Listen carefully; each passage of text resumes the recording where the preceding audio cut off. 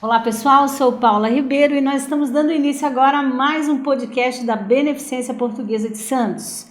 Essa plataforma que tem buscado os melhores profissionais para que vocês possam ter a melhor informação. Nós sabemos que as redes sociais têm aí muito conteúdo, mas aqui tudo que a gente divulga dentro das entrevistas, da prevenção da saúde, é sempre de profissionais renomados, porque a Beneficência tem essa responsabilidade de levar aí a prevenção, só que de fontes realmente seguras. E esse hospital, ele tem uma gestão realmente muito séria com todas essas questões. Aqui junto comigo o presidente Ademir Pestana, nós juntos estamos recebendo o nosso diretor técnico, Dr. Mário Cardoso, e nós vamos ter um bate-papo aqui incrível, não é mesmo, presidente? Oi, Paula. Queria aqui cumprimentar a todos que nos assistem, né, o nosso podcast aí, que está tendo uma audiência formidável, né, voltado sempre para a saúde, mas hoje é um programa especial, né? Temos aqui um médico renomado, um currículo que a Paula vai passar para vocês assim, invejável, né?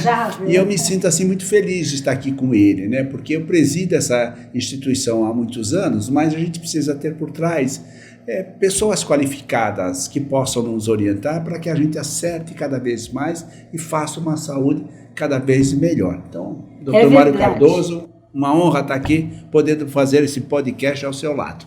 É verdade. Depois a gente vai falar um pouco dessa amizade também, porque é uma trajetória, tem uma história aqui também, né?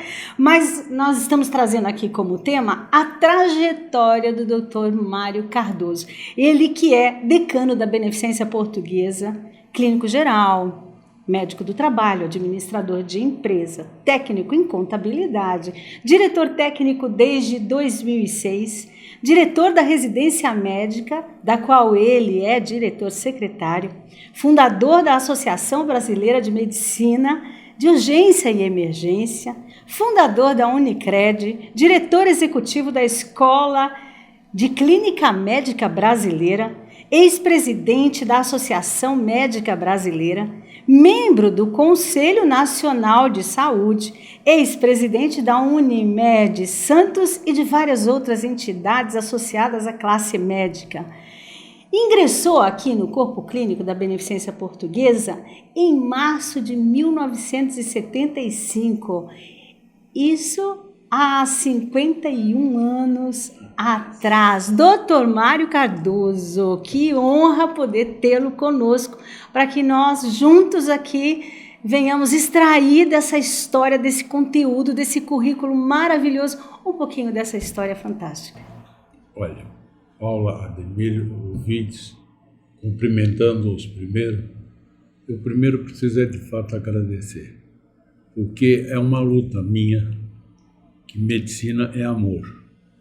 E o que vocês demonstram, que Ademir demonstrou com a palavra dele, foram exageradas, porque são frutos de um bom coração, de um coração que sabe amar. São colheitas. Isso é muito importante para quem pretender gerir qualquer coisa em saúde. Porque saúde, antes de mais nada, é no amor. Se um médico não confiar no seu paciente e o paciente não confiar no seu médico, a medicina não vai avante. Foi o meu lema quando eu fundei a Sociedade Brasileira de Clínica Médica, há 37 anos atrás. Porque o médico estava se tornando o número de uma porta e o paciente era um número da sala de espera que estava esperando. Então ninguém sabia nem quem tratava quem. Era o antigo INSS, código 7. Olha só, hein? Olha só que fantástico, hein? Da própria Unimed.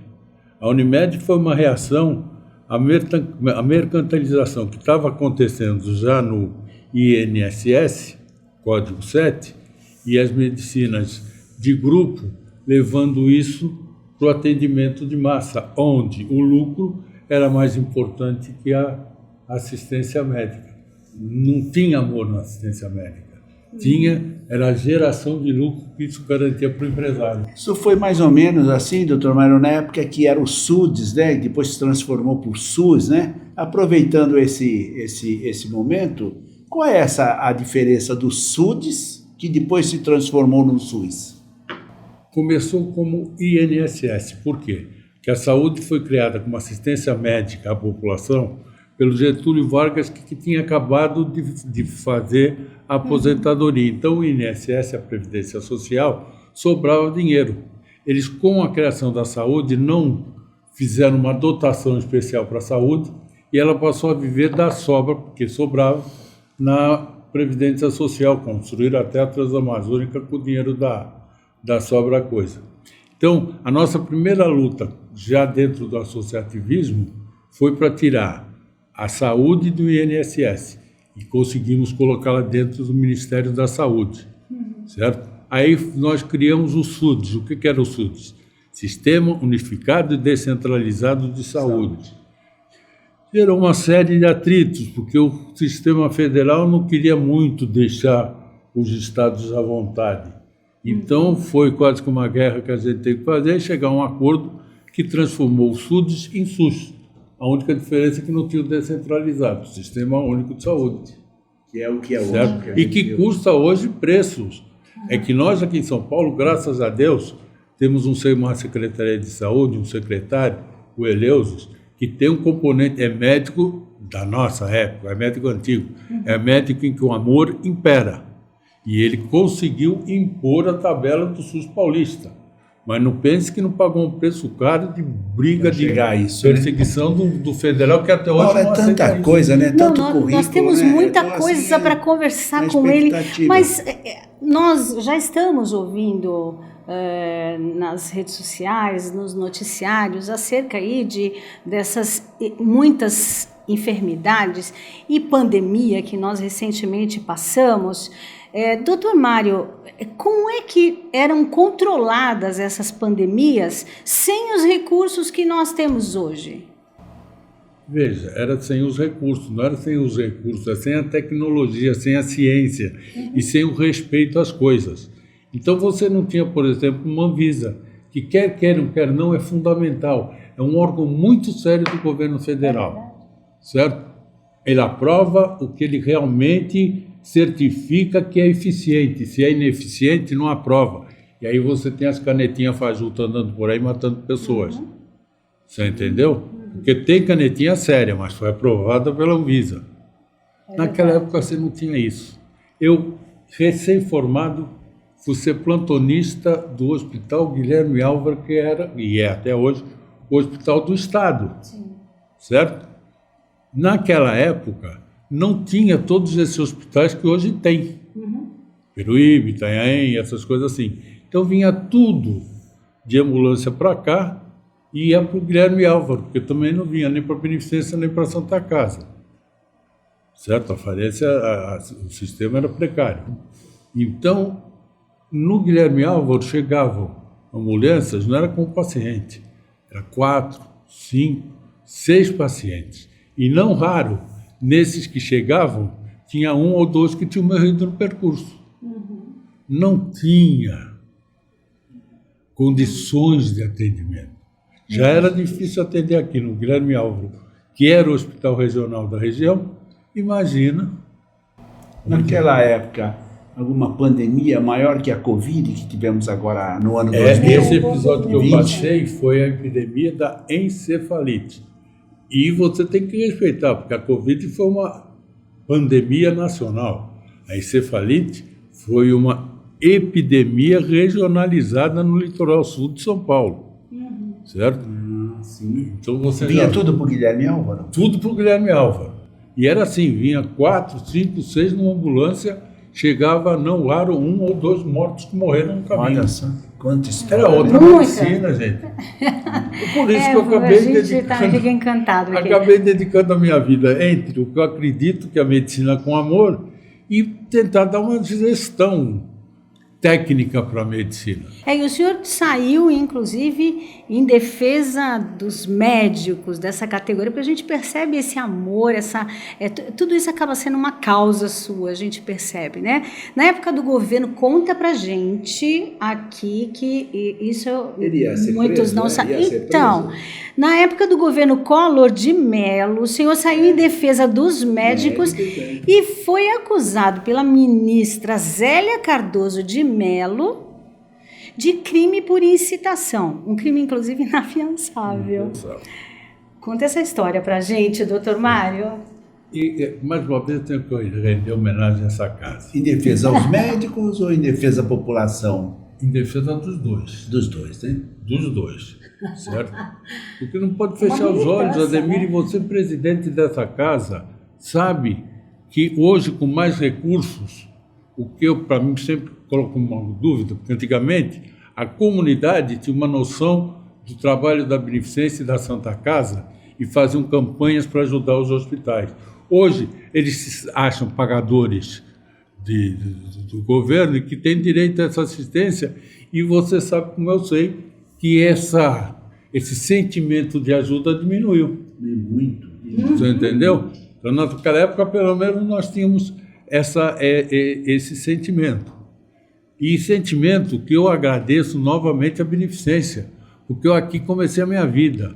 Eu estou aqui como médico desde 51, mas eu 2 anos fui estagiário do Arthur Domingues Pinto, que foi o primeiro cirurgião a fazer uma cirurgia aberta, em coração aberto. E eu tive a honra de tê-lo como meu mestre em cirurgia, como tive a honra de ter o Zair de Oliveira Freitas, que era o principal clínico da saúde, como meu mestre de clínica médica.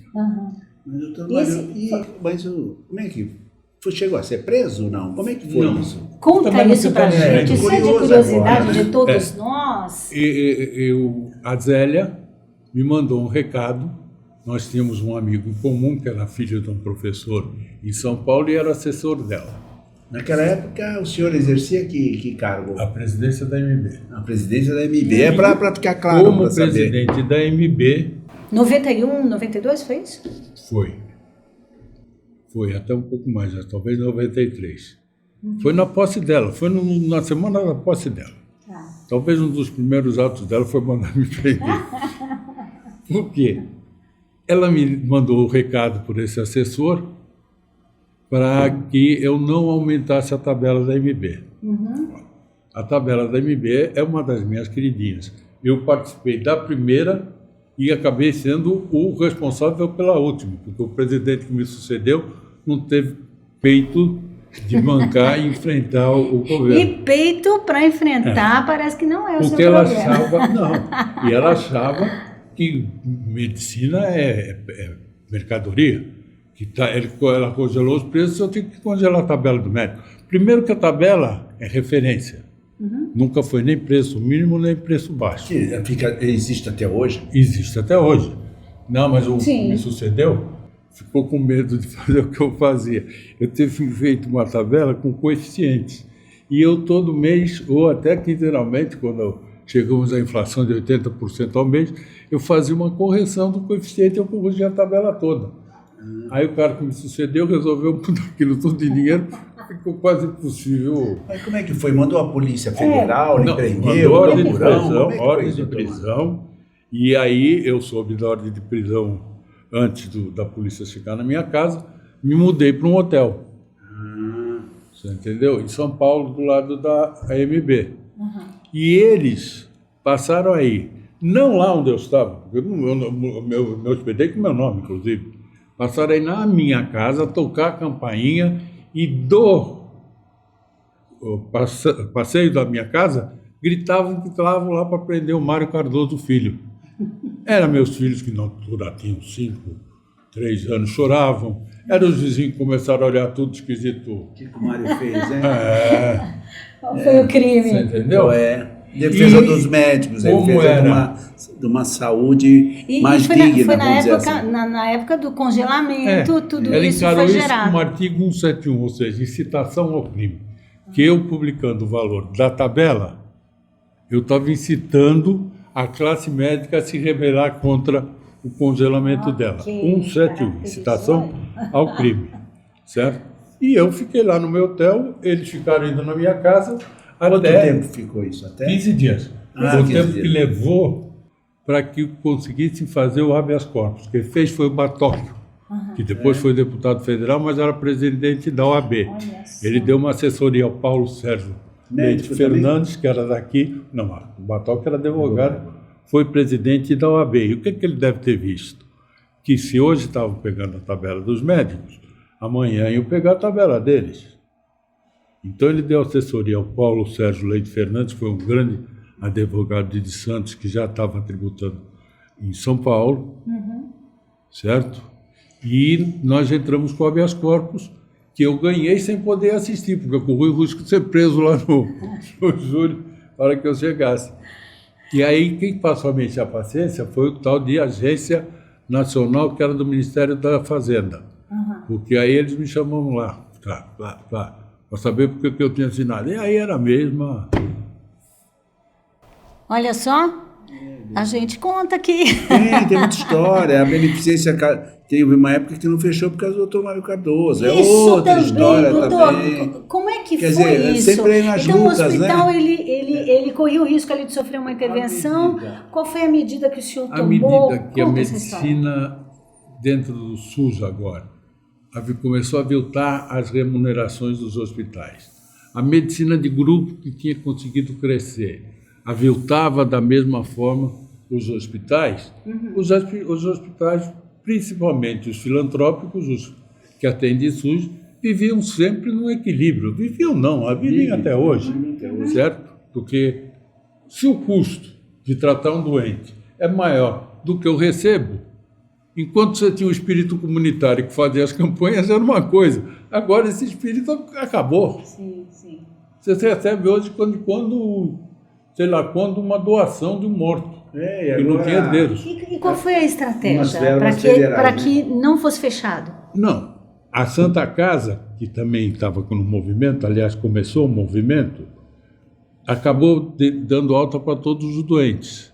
E o que aconteceu? O diretor do fórum interviu na Santa Casa Ok. e nomeou um novo provedor, destituiu o antigo provedor, certo? E aqui eu estava vendo que aconteceu a mesma coisa, porque os médicos efetivamente estavam parados, não estavam internando ninguém, né? E ia para a mesma coisa. Então, já previu a situação. mantive um doente meu internado aqui, Eu não fechei o hospital. no primeiro cepo, para não fechar o hospital. Só um. Só um. Mas o hospital não estava fechado. Porque ele intervia no hospital fechado, ele não estava querendo assumir a responsabilidade. O jogo, naquela ocasião, já era um jogo político. Já era o interesse de alguém de influenciar na justiça para, através dessa coisa, conseguir assumir a Santa Casa. E, de repente, a chance de assumir Santa Casa de Beneficência era servir aos interesses políticos dele. Você entendeu? Doutor Mário, formado aqui também na cidade de Santos, segunda turma de medicina da Uniluz, não é isso, Mário? Correto a minha Terceira turma. terceira turma? A segunda turma foram, no mesmo ano, 2. Experiência, 18 anos presidente da Unimed, diretor técnico da Beneficência Portuguesa, né? Então tem toda essa história, né? Então pegar toda essa história e traz para esse presente, né? A gente pode trazer aí para esse momento as vacinas. Eu sei que o senhor também é um defensor da vacina, mas tem muita gente que é ao contrário, que precisa Anvisa aí mais profundamente, que algumas vacinas podem trazer algumas contraindicações futuras. Enfim, como médico, pela sua experiência, o que o senhor tem a falar sobre as vacinas? Primeiro é falta de conhecer medicina, porque nenhum produto em medicina, até uma simples aspirina, tem efeito e contra-efeito. Então, você, quando receita um produto, você tem que conhecer o produto, tem que conhecer o organismo do seu paciente para escolher o produto. Vacina pode não evoluir para uma coisa melhor, mas dentro do que eu tenho hoje, a única forma que eu tenho de ou imunizar, que em alguns casos ela efetivamente imuniza, certo? Um homem que eu tive a chance de conhecer e conviver com ele, porque ele frequentava muito Santos, era o Sabin. A vacina dele imuniza, Sim. certo? Outras imunizam ou atenuam, certo? A própria Covid, que foi rejeitada há muito tempo, depois que você conseguiu implantar a Covid, diminuiu e acabou reduzindo, certo? E acabou aquele pavor, porque ter Covid no início, nós enfrentamos isso aqui, você lembra disso? Sessões até solenes que você fez com mascarazinha no rosto. Verdade. Não era impossível. E não perdemos nenhum colaborador. Não né? perdemos nenhum funcionário, porque a beneficência que acredita na ciência e acredita no amor, certo? No mês de janeiro já tinha 2 caderninhos de instrução correndo pelo hospital e todos os funcionários sendo treinados. O Ademir já tinha dividido o hospital em 2 hospitais. Um era o hospital do Covid, com pronto-socorro só para Covid, e o outro era o hospital geral, certo? O que era enfermaria do Covid era enfermaria do Covid, o que era enfermaria do hospital era do hospital geral. Então, nós não perdemos nenhum colaborador, certo? Nenhum, nem funcionário, nem médico que tenha adquirido Covid aqui nesta casa. Olha que vitória linda. 51 anos de história aqui. O senhor se sente realizado? Um ano brigando pelo amor da medicina. É isso aí, esse é o segredo. E eu volto a dizer, eu agradeço porque eu comecei a minha vida aqui. E a beneficência sempre fez medicina com amor. Saúde, beneficência e os médicos. Missão, causa. Quando a gente abre o concurso para estagiários médicos, residente médico aqui, aí o senhor percebe lá que de 9 vagas tem 150 inscritos. O que é que tem que se falar como diretor técnico sobre isso? Isso só me realiza. Eu assumi há 2 anos o controle da residência, certo? Nós vínhamos com meia dúzia de vaga e meia dúzia vezes de 2 candidatos. Esse ano nós tivemos 150 para 9 vagas. Sabe? Isso é credibilidade. Isso é credibilidade. É isso que pode nos realizar como profissional. É ver que o nosso trabalho, com o apoio da diretoria, está tendo repercussão. A comunidade está reconhecendo, e a comunidade em geral é a comunidade científica, certo? Hoje, a prova daqui é reconhecida na USP, certo? Nós aplicamos isso com total idoneidade, certo? A Beneficência, o Ademir contratou um instituto que faz a prova do Einstein, que faz a prova do HCOR, que faz a prova nossa aqui, e nós não temos ingerência sobre isso.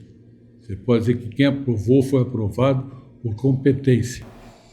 Isso é uma grande honra, né? Isso é uma grande honra. Coisa para perguntar, é muita né? coisa, doutor. Mas é bom saber mais sobre o Dr. Mário, A Beneficência, ela é a segunda casa sua? Não. Não é a segunda casa? Com essa paixão toda? Minha primeira. Eu nunca morei tanto tempo numa casa quanto estou aqui. Mesmo na casa do meu pai, que eu saí para casar, eu morei 25 anos. É metade do tempo que eu estou aqui. A Beneficência é a sua primeira casa? É a minha primeira casa, porque mais tempo que eu estou aqui. É aqui que eu me realizei, porque eu gosto do que eu faço, eu amo o que eu faço. E eu aprendi a fazer direito aqui. Você entendeu?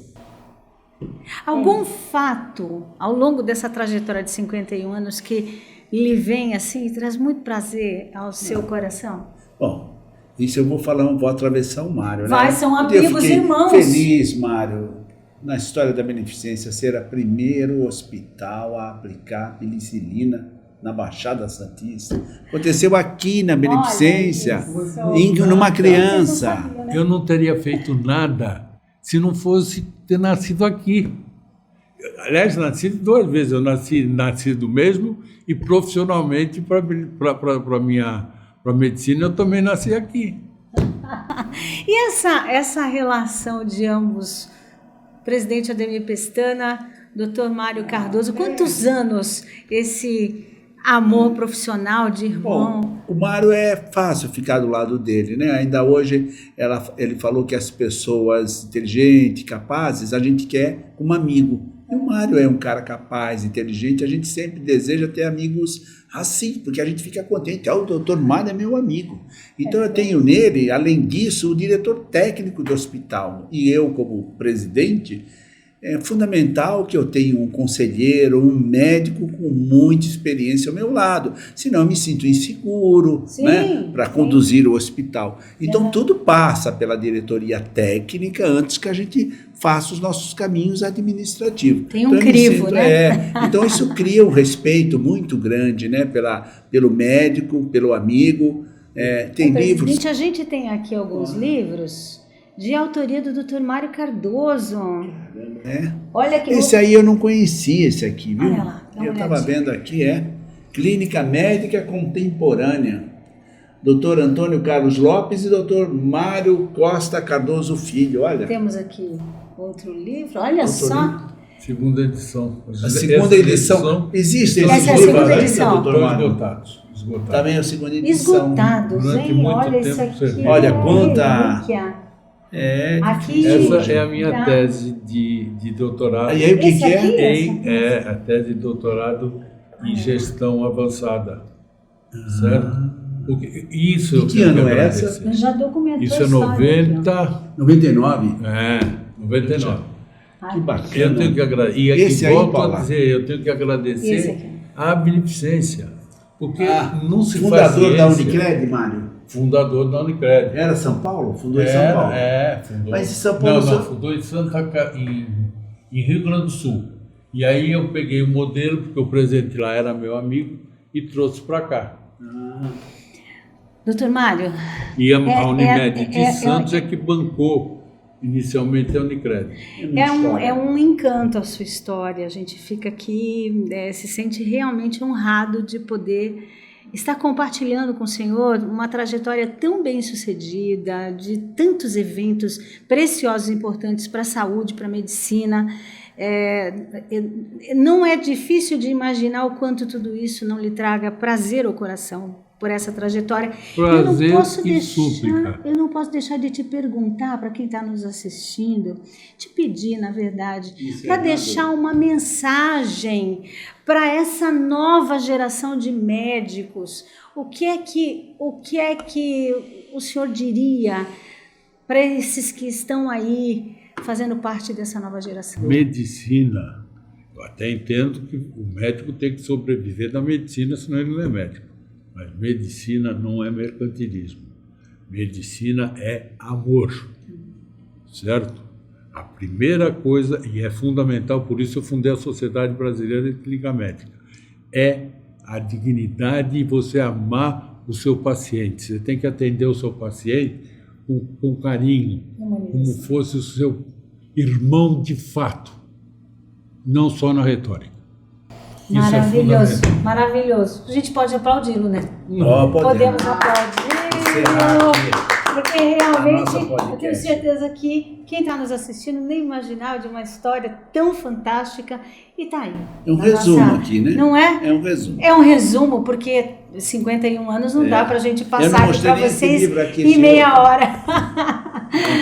Mas é isso, e essa é a gestão da Beneficência Portuguesa que nos honra, que nos deixa felizes, com a certeza de que a gente está aí sendo conduzido da melhor maneira possível.